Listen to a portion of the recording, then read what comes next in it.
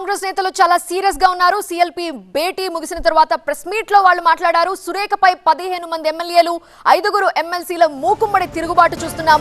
కొండా సురేఖని మంత్రి పదవి నుంచి బాధ్యతల నుంచి తప్పించాల్సిందే అని వాళ్ళు డిమాండ్ చేస్తున్నారు. సురేఖకి వ్యతిరేకంగా 20 మంది ప్రజాప్రతినిధులు నిర్ణయం తీసుకున్నారు. సురేఖ మాత్రమే కాదు, పార్టీ లైన్ దాటితే ఎవరిని ఉపేక్షించకూడదు అని వారంతా డిమాండ్ చేస్తున్నారు. ఆయా జిల్లాల్లో కొందరు నేతలు కావాలని కాంగ్రెస్ పై కుట్ర చేస్తున్నారని అన్నారు.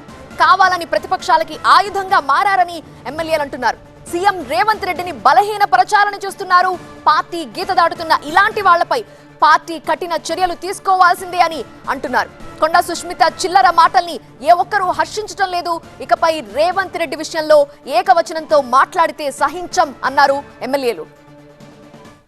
మనం ప్రభుత్వం ద్వారా ప్రజలకు సంక్షేమాలు అందించడమే లక్ష్యంగా ముందుకు పోవాలి తప్ప మొన్న ఏదైతే కొండా సురేఖ గారి సంబంధించిన వాళ్ళ కూతురు కొండా సుష్మిత గారు గౌరవ ముఖ్యమంత్రి మీద మాట్లాడిన మాటలను ఖండిస్తూ ఎంతోమంది ప్రజలు 10 ఏళ్ళు బానిస పాలన వద్దు, ప్రజాపాలన ముద్దని చెప్పి తెచ్చుకున్న ఈ ప్రజాపాలనలో మరి అందరం బాధ్యులుగా గౌరవ ముఖ్యమంత్రికి అండగా నిలిచి ప్రభుత్వం చేపడుతున్నటువంటి సంక్షేమ అభివృద్ధిని ప్రతి గడప వరకు చేరే విధంగా లక్ష్యంగా మనం ముందుకు పోవాలి తప్ప ప్రభుత్వంలో ఉన్న వాళ్ళు మరి ప్రభుత్వం మీద నిరంతరం కష్టపడుతున్నటువంటి గౌరవ ముఖ్యమంత్రి మీద ఈ రకంగా మాట్లాడడం సరికాదు.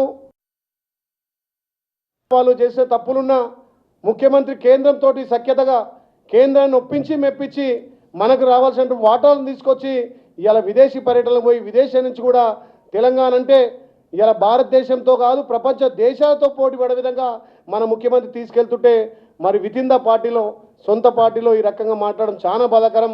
మరి ఎంతోమంది పార్టీని నమ్ముకున్న కార్యకర్తలు గ్రామాలలో చాలా ఇబ్బంది పడుతున్నారు.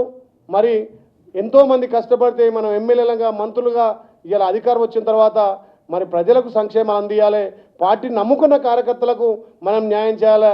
ఏదైనా ఉంటే సిఎల్పి సమావేశం కానీ మన పిసిసి అధ్యక్షుని ఆధ్వర్యంలో గౌరవ ముఖ్యమంత్రి అందరం కూర్చొని మాట్లాడుకున్న విషయాన్ని బహిర్గతంగా ఆ సుష్మిత మాట్లాడడం చాలా తీవ్రంగా బాధ కలుగుతుంది. అదేవిధంగా ఆమె మాటలు తీవ్రంగా ఖండిస్తున్నాం.